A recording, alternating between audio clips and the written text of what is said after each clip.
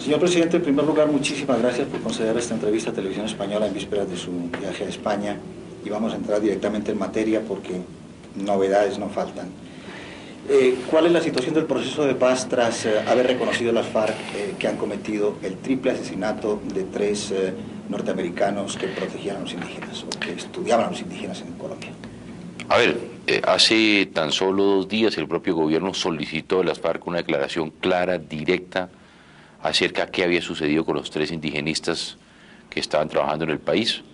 Yo creo que ayer ya el reconocimiento de las FARC de que ellos fueron quienes cometieron el asesinato de los 3 indigenistas, es importante ese reconocimiento, y así el gobierno nacional ayer en un comunicado también lo quisimos resaltar, en que no solamente es importante que si se cometió un error, que lo hayan reconocido, pero también yo creo que es muy importante que esos o quienes están comprometidos en este asesinato sean entregados a la justicia colombiana para que sean juzgados dentro de las normas que rigen la legalidad de nuestro propio país.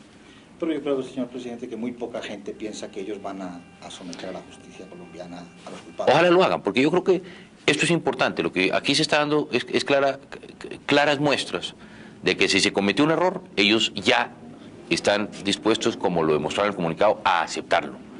Que estos son obstáculos en el proceso, que son palos que se le ponen a la rueda del carruaje de la paz en que estamos comprometidos nosotros. Pero yo creo que de estos hechos lo que tenemos que buscar nosotros es aspectos que nos permitan sobrepasar estos obstáculos y buscar los mecanismos que nos permitan llegar de una manera muy rápida a sentarnos a la mesa de negociación para acabar precisamente con este tipo de hechos que están sucediendo en nuestro país. Pero a propósito de este hecho puntual, señor presidente, el cúmulo de pruebas que ha habido muestra un aspecto tremendo de esta guerra no declarada que se vive en Colombia. Es decir, ¿por qué no se evitaron estas muertes cuando se tenían tantas evidencias de que estaban en manos de las FARC?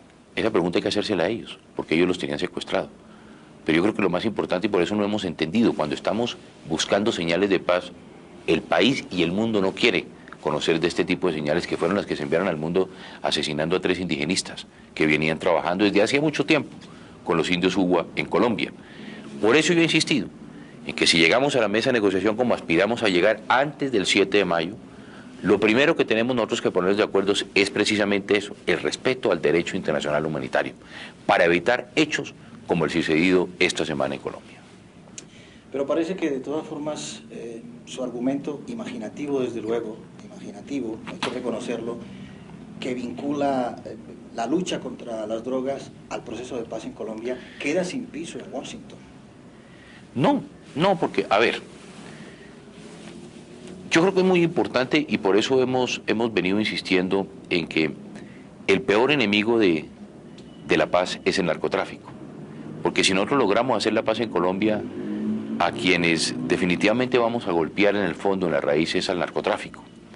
Y por eso, inclusive este fin de semana, usted sabe que estaba el subsecretario de Naciones Unidas encargado de todo el tema del manejo de la droga en Colombia, iba a ir a la zona de distensión, firmamos un acuerdo de $5 millones para comenzar a diseñar planes pilotos en la zona de distensión y en otras zonas del país, iba a tener reuniones precisamente con los miembros o los voceros de la FARC para intercambiar experiencias cómo y de qué manera podíamos nosotros erradicar los cultivos ilícitos, no solamente en la zona de extensión, sino planes y programas que mi gobierno ha venido diseñando para que podamos acabar con el flagelo de la droga.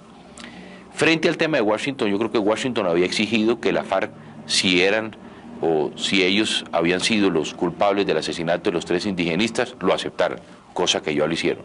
Segundo, que se entregara a la justicia, que es lo que yo como gobierno colombiano le estoy pidiendo a la FARC. ¿Por qué no nos entrega a los asesinos y son juzgados dentro de las leyes colombianas? Y tercero, insisto, son obstáculos. Usted viera nota en este momento la relación con los Estados Unidos frente al proceso de paz con ellos, no con el gobierno colombiano, lógicamente está en una situación distinta a la que estábamos hace 15 días, en que habíamos establecido contactos, se habían establecido contactos, como usted conoce, en Costa Rica con el Departamento de Estado para que directamente las FARC les comunicaran a los americanos y al mundo que ellos estaban dispuestos a trabajar y erradicar los cultivos ilícitos. Pero insisto, de estas crisis, lo que tenemos nosotros que sobrepasarla y buscar los mecanismos que nos permitan, como nos corresponde en este momento a los colombianos, o aspiramos por lo menos los colombianos, es a llegar a una mesa de negociación. De todas formas, y para cerrar este capítulo, señor presidente, da la impresión de que la actitud de Norteamérica, cuando los norteamericanos hablan de terrorismo internacional contra sus intereses o sus ciudadanos, normalmente sí, actúan de sí, una sí, forma. claro. Y sobre todo el Congreso americano, en este momento que también hay que ver que ya se hace política. Por eso nosotros lo que tenemos que ir fortaleciendo, y creo que también ha habido, y eso yo creo que es muy importante por parte del gobierno americano, es un gran respeto al manejo de la política de paz en el país, pero ellos siempre han estado dispuestos, si así también estuvieran dispuestos la insurgencia, de sentarse por lo menos a buscar los mecanismos que nos permitan acabar con un flagelo tan grande como es el flagelo de la droga, que no es un problema de Colombia, es un problema del mundo, y que si queremos acabarlo, por primera vez hay una alternativa distinta a la represión, o a la fumigación, o a la erradicación, y es la sustitución, el desarrollo alternativo en el cual el gobierno americano está interesado, como el mundo está interesado, y yo creo que si la FARC se compromete, como ellos lo han dicho y como ellos quieren, definitivamente podemos acabar con este flagelo de la droga. Pasando a otro asunto, señor presidente, la cancelación de su visita a Venezuela, que iba a ser en las próximas horas, es el segundo incidente diplomático con los vecinos a cuenta del proceso de paz. ¿No le preocupa a usted eso? No, incidente no. A ver, yo lo que creo es que hay unas declaraciones por parte del presidente Chávez en el día de ayer que lógicamente dentro de la política y dentro del derecho internacional son difíciles para el país, sobre todo la utilización de términos como el de la neutralidad y la beligerancia, estatus político que no le hemos dado nosotros a la guerrilla. En esto quiero ser claro, todos los pasos que hemos dado en Colombia frente al tema de la paz se han hecho dentro de la Constitución y la ley. La zona de extensión la autoriza la ley colombiana. El reconocimiento del estatus político a la guerrilla lo autoriza la ley colombiana como lo hicimos nosotros. ¿Qué se buscaba con este mecanismo? Levantar las órdenes de captura de los voceros de la FARC para poder dialogar, y la zona de extensión lo que busca y lo que buscaba es precisamente tener una zona en la cual gobierno e insurgencia podemos sentarnos a dialogar y podemos buscar los mecanismos que permitan negociar. Ayer en las declaraciones del presidente Chávez, lógicamente ha venido utilizando los términos y por eso mi gobierno consideró que no era el momento propicio para tener una reunión y que lo que debíamos era aplazar esta reunión para que en un futuro muy cercano pudiéramos una vez más reunirnos. En este caso no son incidentes por parte del gobierno colombiano, inclusive el que usted menciona es un incidente por parte de la guerrilla, precisamente con el asesinato de los 3 indigenistas. Pero en esto quiero ser claro porque aquí tratan otra vez de buscar discrepancias entre el gobierno de Venezuela y el gobierno de Colombia. En mi caso personal, en el caso de mi gobierno, tenemos un gran respeto por Venezuela, por el pueblo y por el gobierno venezolano, y en segunda instancia, hace más de 1 año y medio, que todos los mecanismos que precisamente se habían puesto en la frontera, que es una frontera viva entre Colombia y Venezuela, habían acabado con este tipo de incidentes. Con el incidente de la guerrilla se venía trabajando en temas del contrabando, en temas como el robo de vehículos, y había tenido hasta estos días resultados muy favorables, y por eso yo insisto y creo que lo que tenemos que es fortalecer estos mecanismos para evitar este tipo de problemas en una frontera tan viva como la colombo-venezolana. De todas formas, señor presidente, no dejará usted de reconocerme, por doloroso que sea, que Colombia para todos sus vecinos se ha convertido en un vecino incómodo. No, eso no lo podemos reconocer, esa es una teoría de la seguridad nacional que nosotros no aceptamos. Nosotros tenemos absoluto control de nuestro territorio, el ejército colombiano tiene absoluto control sobre nuestras fronteras. Tenemos como todos, porque esa es precisamente la tesis en la cual nosotros no vamos a caer, que Colombia se ha convertido en un tema de seguridad continental. No, de ninguna manera. El ejército colombiano controla la totalidad del territorio, el gobierno colombiano ejerce plenos poderes sobre la totalidad del territorio, aquí no hay ninguna partitura del territorio como algunos quieren tratar de presentarlo.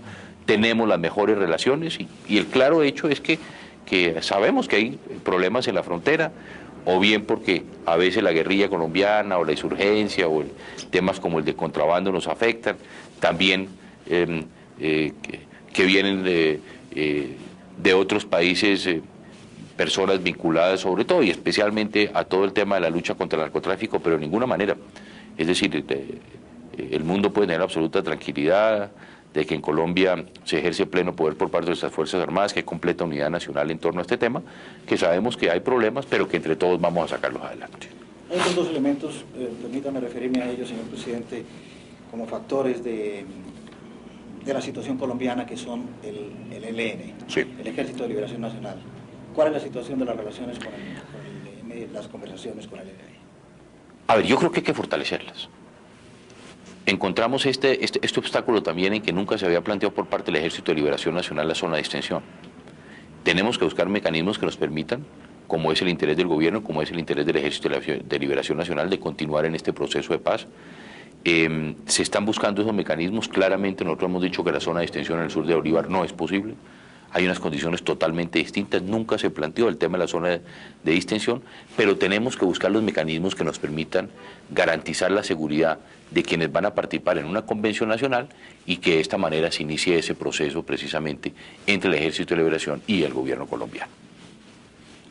Y el otro factor son los paramilitares. Sí. Señor presidente, los paramilitares actúan evidentemente en Colombia con tremenda impunidad. Y la comunidad internacional está preocupada además por eso, no solo por la actuación de la guerrilla, también los paramilitares. Esa es una política de Estado del gobierno, de mi gobierno fundamentalmente, el de combatir las autodefensas en Colombia. Claramente estamos viendo de que este es un proceso que tampoco lo vamos a resolver, Juan, de un día para otro. En esto tenemos que ser claros. Mi gobierno por eso ha diseñado una política frente al paramilitarismo, una política frente a esta situación que se está viviendo en el país. Las cifras comienzan a ser muy positivas. El propio comandante de las fuerzas militares ha hablado de más de 400 miembros de las autodefensas que se entregaron a la justicia el año pasado. En el caso de mi gobierno, la política ha sido muy clara de las fuerzas militares de combatir con todas sus fuerzas a quienes estén por fuera de la ley. Reitero, el monopolio de las armas es un monopolio del Estado y el gobierno, mi gobierno, el gobierno del presidente Pastrana, vamos a recuperar ese monopolio. Estamos poniendo todas las fuerzas armadas a trabajar por recuperar ese monopolio, por combatir a todos aquellos que estén por fuera de la legalidad. Tanto, y es preocupación de mi gobierno, insisto, como una política que el propio vicepresidente de la República lo hemos encargado de temas como este, el de las autodefensas, el del respeto a los derechos humanos, que es otro de los temas que más nos preocupan a nosotros en este momento, que hemos diseñado una política, que estamos trabajando y hemos comenzado a trabajar ya con las organizaciones no gubernamentales y de esta manera poder acabar con esta situación que se está presentando dentro del país. Pero claramente, si usted revisa ahora en estos días, en el sur de Bolívar hemos venido haciendo y estamos realizando intensos combates frente a las autodefensas y frente a la insurgencia para recuperar, insisto, ese monopolio de las armas que le corresponde al Estado colombiano.